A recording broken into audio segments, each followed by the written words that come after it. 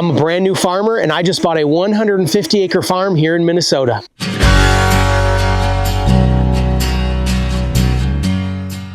We have no experience farming, but we just, we knew that the farming lifestyle is something that we wanted to really commit to. So we've got 150 acres total. That includes 80 acres of tillable land. We've got 60 acres of pasture and 10 acres where the home and the outbuildings are.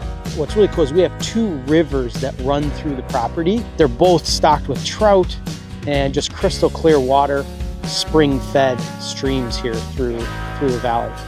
So the 80 acres here that we have on the farm that is tillable is broken into many different fields. Some are 5 acres, others are 7 acres, and then some are 20 acres. But the nice thing is they're all pretty flat, which in the area that we live in is pretty rare because of the hills that we have. Usually a lot of farmers are having to plant on some pretty steep hillsides. So we got a lot of pasture. There's 60 acres total. Several pastures make up that 60 acres that are all fenced with gates, so the cattle can be moved around pretty easily. A lot of it in the future is going to be able to be turned into tillable land, but for now we're going to be renting it out to a farmer who's got some red Angus cattle until we're ready to either do our own cattle or turn it into that tillable land. Okay, so we've got a bunch of different buildings on the property. One of them is this pole shed. This is where all the equipment is stored or will be stored. There's no door on it, there's no overhead door, so things are gonna get dusty. It's a dirt floor, but it's some place for now where we can store equipment. So we got the planter in here right now, the kids' toys are in here, and the tractor normally would be in here. It's at the shop getting some work done. But good sized building, tall ceilings, so we can fit tall equipment in here. Should be good for now for some equipment storage. Here, there's an old granary, which is a pretty cool old building with a couple of lean-tos, which is nice for firewood storage. It's a pretty cool old spot. It's got the old,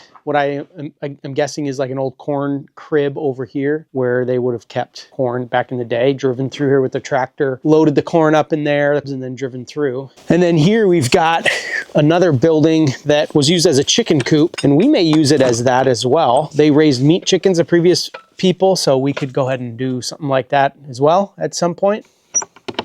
Let's go back this way. One of my favorite buildings on the property is the old barn, and it's just got such a cool look to it with the old ceramic block foundation, which is pretty cool. There's water in the barn. It has a lot of cement, which is nice for feeding. Let's go up and I'll show you the hay mow inside this barn.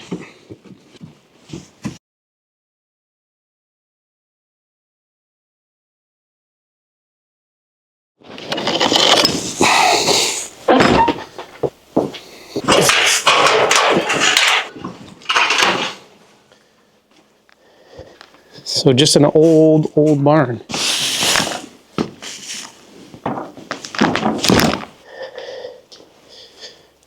Some feed bunks in here too for the cattle, which is nice, and it comes right off the road, so you could just pull in, bring the feed or the hay or whatever it is you're feeding them right in there, I suppose. So over here there's a smaller barn, and I'm assuming this was maybe it was a hog barn because there's some doors on the other side that are a little bit smaller, and we may be able to use it for something in the future.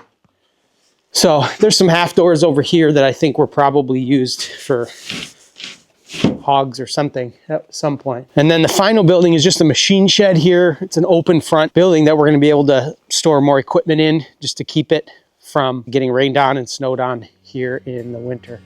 So our plan is to take 80 acres that are currently tillable and plant beans this year. It was all corn the last many years. From what I'm understanding and learning is that when you switch crops, you replenish the soil with nitrogen and things.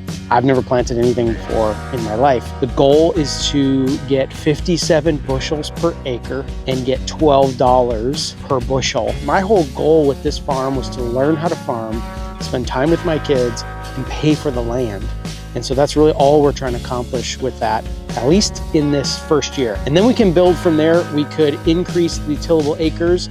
We could decide to do cattle on the 60 acres of pasture instead of renting it out. I know we could make a whole lot more on if we had our own cattle, but I don't know how to do that. And so I'm gonna maybe learn, maybe we'll do it in the future, or maybe we won't, and we'll just stick with crop farming, just for more of the lifestyle that allows for. In the future, we may take some of the pasture land and turn that into tillable. So maybe when it's all said and done, we'd have 130 acres or so of tillable land to increase obviously the farm revenue there.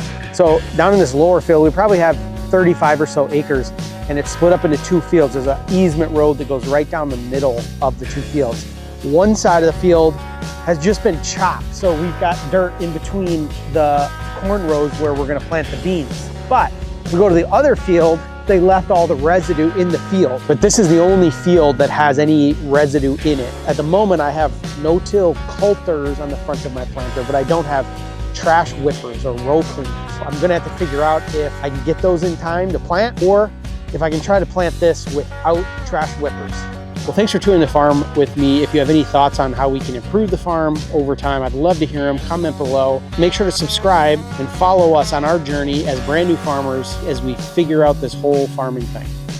Okay, I don't know what else to say about it. Okay, all right.